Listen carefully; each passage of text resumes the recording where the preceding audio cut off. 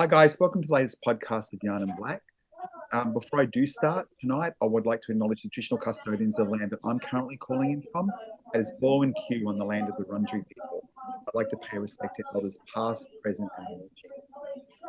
And I'd like to extend that to all other Aboriginal people who are calling in today and to one of my friends who's dropped in to see us today, Anne Moore. How are you? Good, thank you, Dr. Wemba and Nikkelson. So I just said good evening all. Welcome, and my name's Aunty Annie Nikkelson. I speak Wagaya language, which is part of our mob. So I also want to pay respects to the people on the lands of which I'm coming to you from, which is the Wotjobaluk, Wagaya, Jadwa, Jadwajali, and Jabberwock peoples. I'd also like to extend my respects to elders past, present and emerging, and extend that acknowledgement to everybody across the lands. Always was, always will. Sovereignty was never ceded.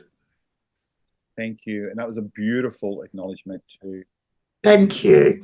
Now, before we start, I think I should get you to introduce yourself to the audience. And tell us exactly, what do you do? What do you do in your daytime? So in my daytime, I wear multiple hats. I'm an elder now. So when I went away, I wasn't an elder. I was just plain Annabelle Moore. But now I'm now 59, an elder, artist,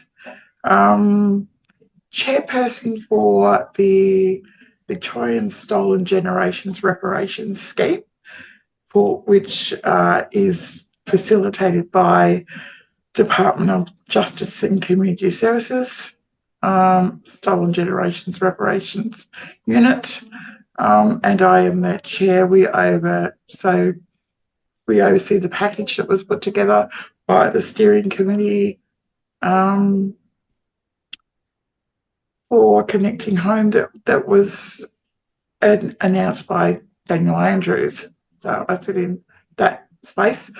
I'm also an artist, and do a lot of my niche is acrylic art, digital art,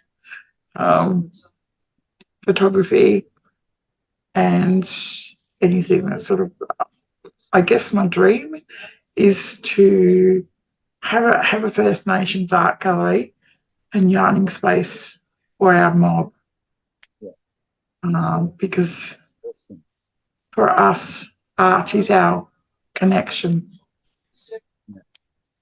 So tell me, where did you grow up? So I was born and raised on Wotjobaluk country in Ballarat.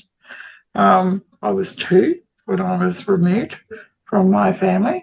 And back in those days, they had what was called the Half Caste Act. I was placed into a reception centre, so a Lambie. I went into the Lambie, and then I went into Alexander Babies Home, and then I was fostered out when I was 4. At the age of 2, when I was taken away at the age of 2, I was actually given a police record. So I was perpetrator number 9. And back in the day, when children were removed, we were given records. Any wards that were any children that were removed, we were given records. So I was absolutely gobsmacked when I saw my records and found my admission card, and the fact that I was a perpetrator at the age of 2. Yeah, and I don't think a lot of people understand that concept. No. At the time, they didn't actually distinguish between child removal children's court and juvenile justice children's court. So the record was placed on you, making you the criminal, you the bad person. Mm-hmm. And so were my parents. My mum and dad were interviewed as well, and they ended up with the record as well. Yeah. And so I was placed into the system, and I was in the system for about, I was 18 when I got a letter. I was one of the longest people in foster care. So where did you go to school? I went to school, so in Ballarat, I went to school at a school called, when I went, it was a small school, so it was Forest Street Primary School. Yep. Now it's absolutely huge. And then I went to a technical school, so Ballarat North Technical, which is no longer, it just doesn't exist. Yeah. It's not there. They pulled it down. And then from there, I sort of left where my parents, my foster parents, decided to split. And three of us kids went with mum, and the other child stayed with the father. Yeah. And so, then she was in a relationship, and he was just an absolute horrorhead. And so I took off and ran away, went to my sister's. That didn't work out. So I went to a boarding school until I was 18, like a girls' refuge until I was 18. Because if I didn't do that, they were going to put me into Winlayton. Yeah. So I got the choice, and I chose the boarding house. Yeah. Did you finish high school then? Did you actually? I did. I went to year 12. And then I went on to do. I've gone as far as uni. So I was about 6 months off doing a bachelor. So I did my Bachelor of Arts right up until 6 months. I had 6 months left, and I've done most of it in sociology. So that's something that I really get into, because I believe I like to see how issues affect us as a whole, as opposed to one person's issue.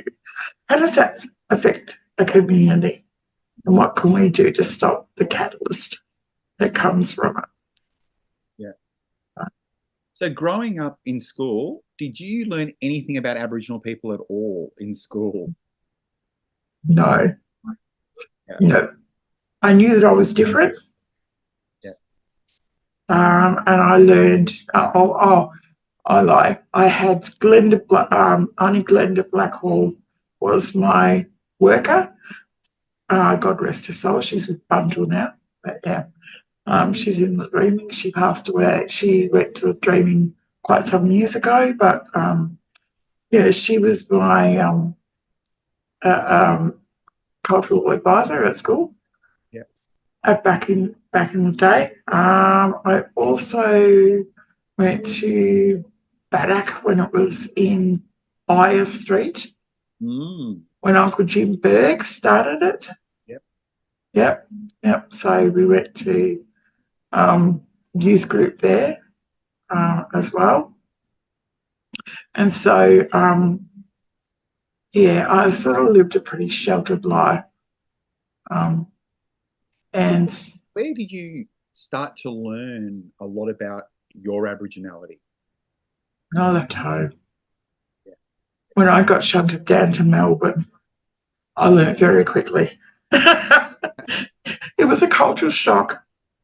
First time I went to Naarm, I got on a train, actually, got on a tram, and I was heading back to WT Onus. Yeah. Still from the college, Koori College, and my niece was on the tram, and I'm like, I can't find her, and I'm like, where am I going? And she was sitting there right in front of me. So thank God I was heading the right way, but it was just an absolute. It was a culture shock. Took me quite a while to actually learn. And then sort of learning, I think I was in my late 30s before I actually started learning about protocols, do's and don'ts. And I started sort of standing up for my rights. Yeah. Because for so long I was sort of told by others, oh, well, you're not on country, so you're not entitled, or you. The problem is with stolen gen, when they're placed with a non-Indigenous family, is they walk that line. Mm. And you're too black to be white, but then you've been raised too white to be black. Yeah. So you're stuck on that proverbial white line, and you walk that line for a long, long time. Yeah. And in the end, I believe it's a journey. It's a journey that we're on, and we're going to be on that journey for a very long time until we feel peaceful and comfortable within ourselves. Yeah. Like, I'm still searching. I've found a lot of answers, and I'm starting to feel comfortable within myself. I know a lot of things that I used to slide when I was like a youngster. It pissed me off now. It's like, no, that's not right. Yeah. No. Why didn't I complain about that then? This is so wrong. Or something like if there's someone has a go at you, or you know that damn well that it's not going right. I'm able to actually tell when something is not culturally safe. And when I'm So a question I want to ask is, what is it like to try to navigate finding your family and reconnecting with your family as a stolen gen? It's been hard, and it is hard. It's also confronting as well, because they're like, especially when you've got family that got, especially when it's got like, it's about protocol. So we're a matriarchal family, and quite often you get, so I'm the youngest in the first lot of kids, but then you've got two others underneath us, or one now underneath us. And she stayed with mum, and she's a wealth of information, because whenever I want to know something, I'll ring her up and go, "Hey sis, what happened with your sister and this?" And she tells you, like she's told me this, like bits and pieces, and we often yarn for hours because she stayed with mum. She's got all the stories. She knows all the connections, and that's really good. But then you've got other members of your family that are just as traumatised. Yeah. And don't want to talk about it. It's that trauma, and it's that transgenerational trauma, and it's also intergenerational as well. And sometimes they don't want to know, and they don't want to say it because they'd rather keep it buried, because it's really, really hard. Look, for me, living in a foster family, there are horrors that I don't want to go over. And like I've chose to block a lot of that stuff out, simply because that's what our brain does. Like there's families here in the region, and there's lots of families across Victoria that still do not identify, simply because of that stigma. Like, you'd be amazed. I am gobsmacked by the amount of racism. It's 2024. And we still have racism in our community. Yeah. I mean, in two ways, I think. Racism from other Aboriginal people. Yeah. Bilateral violence racism, but we also have from the white society as well. Exactly. And I mean, like, we're always going to cop racism from the white society, but the lateral violence that is becoming, it's becoming quite rampant. You know, it's amazed how many communities you go into and there is lateral violence everywhere. And that's simply because we are pitted against each other.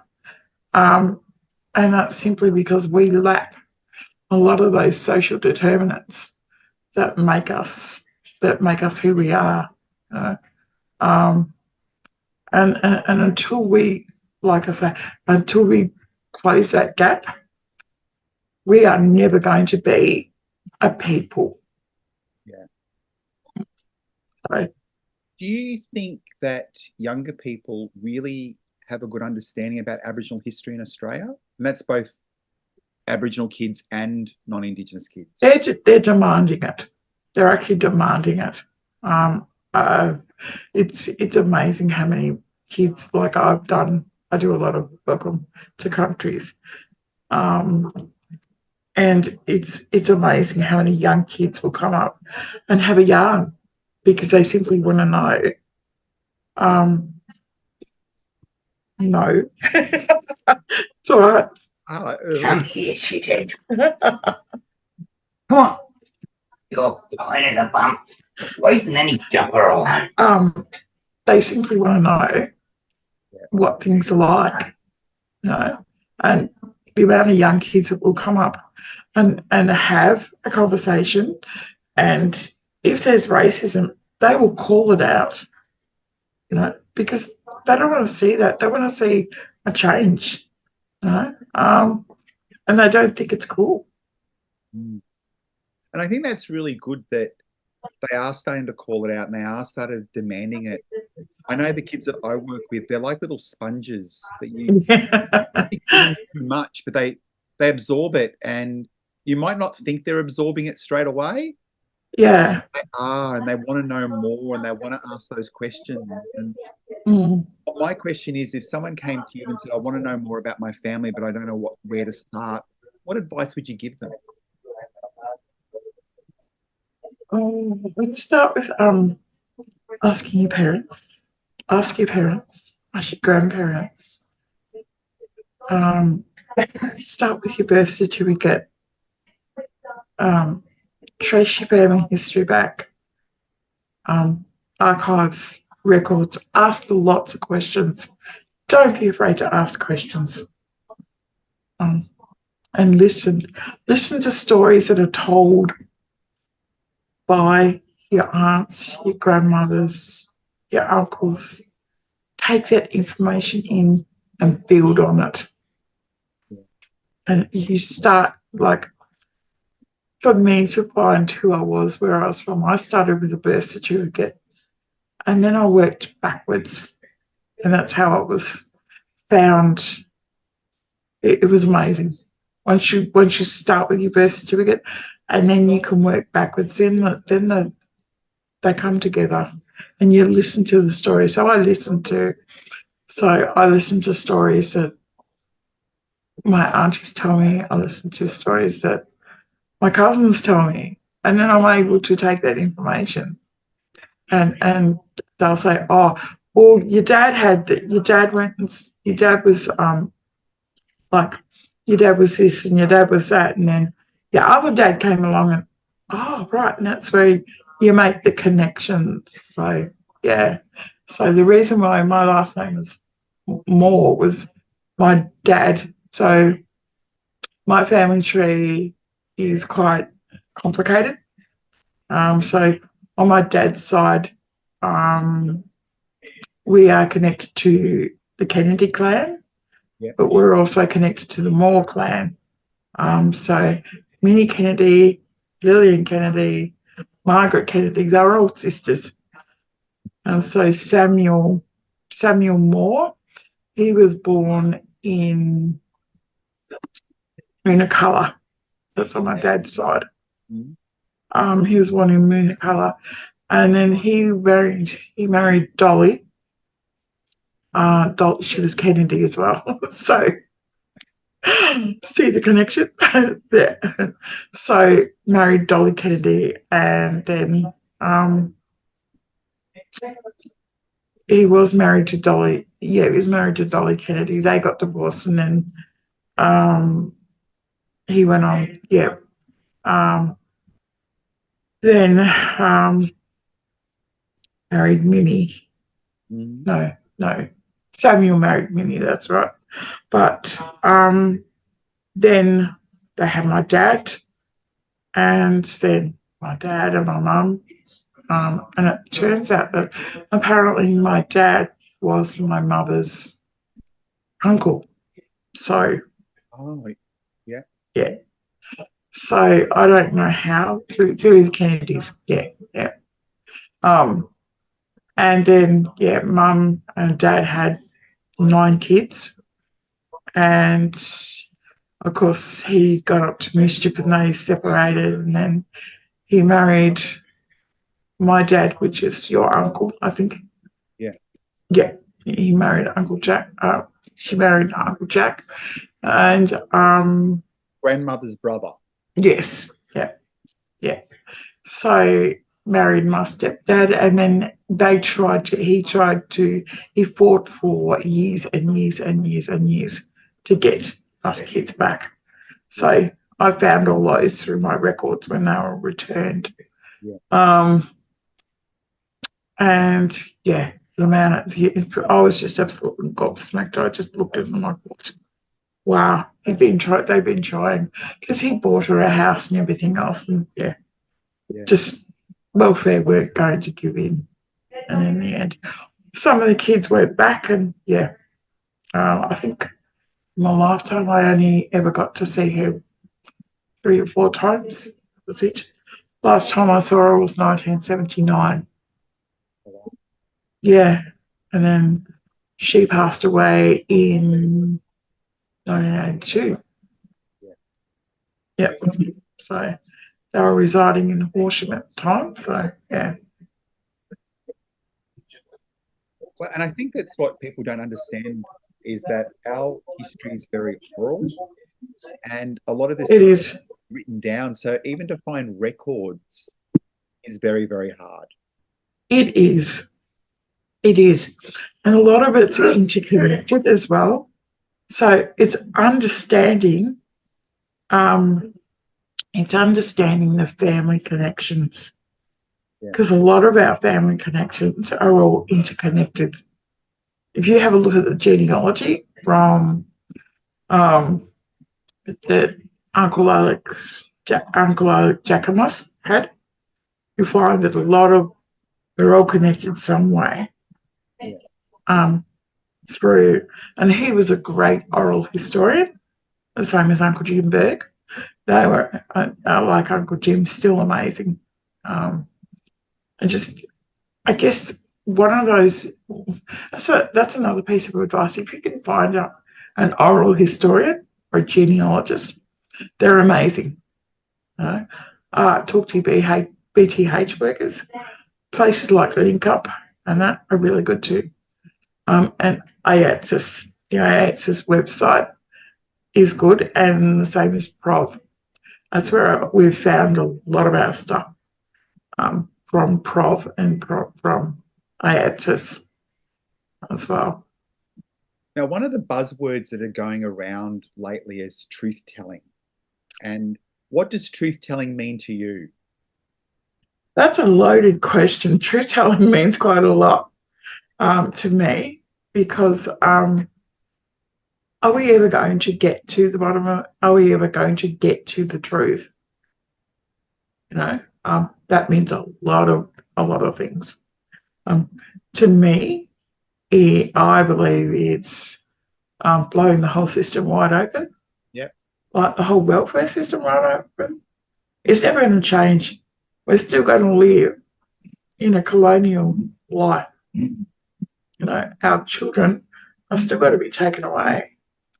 And we're still going to be our programs, we're still going to be on the back burner. Truth telling. Yeah. For me, it means telling the truth, exactly what it is. Telling the truth about how you were treated as a kid. How life for you now as an elder, as a person, as a community member, about the things that affect me every day, and how certain things like our government, our policies. That's what truth telling is to me. I love how you said that, because I do think it is a very loaded kind of question. And It is. I agree with you that it's about stripping back the sugar-coated, fairy flossed kind of story that people we live in a world of make-believe. Yes. And it's not. Been written is to sometimes protect white people from feeling shame or embarrassed, or that's it. How history actually was. Yeah. Is actually ripping that band-aid off and ripping that part off and going, this is exactly what happened. That's it. This is how it's related to me and my family right now in 2024. No need to sugarcoat it. Yeah, you've got closing the gap. But what gaps have been closed? None. Yeah. Absolutely none. Yeah. You know, there's still family violence. There's increased family violence. Yeah. You know, we're rabbiting on about women being murdered. What are we talking about? What are we talking about, women? But yes, women. But we're not addressing other problems like our young men that are also being treated like crap. Yeah. As well. Warriors, young warriors that suffer from horrible mental health. Yeah. And they've lost the place in Aboriginal society. That's it. And they've lost the place in white man society. That's it. Or they've never really been counted in white man society. No. No. So where do they actually kind of fit into this structure? Like, you're right. It's kind of a loss.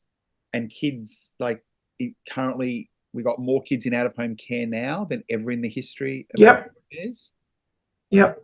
More kids that are not connected with family in the child protection system. Oh, don't even get me started on. I remember. I think I had a memory this morning. I was sitting there, I was thinking, and I remember I had a bit of a memory because back when I was going through the family courts, because my youngest boy ended up with his grandmother who was non-Aboriginal, and she turned around and told me, your boy's not Aboriginal. I laughed at her and I said, well, what do you think I am? Oh, well, he's got not one scary. And so she ended up with him, and the courts awarded her with custody. And it came to a child's, the child psychologists that they go and see, or the family psychologists that they go and see. We're sitting there and we're having he was in Collingwood actually, and I still remember the day. We were sitting there, we were playing games with him, with the young fella, and he's just sitting there eating an apple and just sitting there judging me off with you misogynistic prick. So I bit my tongue. And then he gave evidence at a court case. And he turned around and said, oh, yeah, such and such shouldn't be allowed to see his mother as much, because if we do, if that happens, then, he'll want to know more about himself. Yeah. So basically they were trying to stamp out his Aboriginality and his connection to culture by not allowing me to see him. And this was back in the 90s. 90s, yes. 90s. Yes. And it was still around then. Yeah. I'm just watching the time. I've got a couple of little questions for you, but one of them is, if you could change something and I gave you $1 million, zillions of dollars and a magic wand, and you could change something in Aboriginal affairs, what would you choose and why? Poverty. Yep. We are one of the most poorest peoples in the world. We have all these programs and we are still behind the 8 ball. I could start poverty, housing, food insecurity, Yeah. Employment, health, education. I could keep going. I've got a big bucket. It's huge. Number of magic wands. Yeah. There's a lot. Yeah. Another question is, when you go to an organisation as an Aboriginal woman, what makes you feel culturally safe to engage with that service? When they acknowledge me for who I am. Oh, hello, Aunt. How can I help you? Oh, it's good to see you here today. Would you like a cuppa? How they engage. It's that first engagement that makes you feel safe.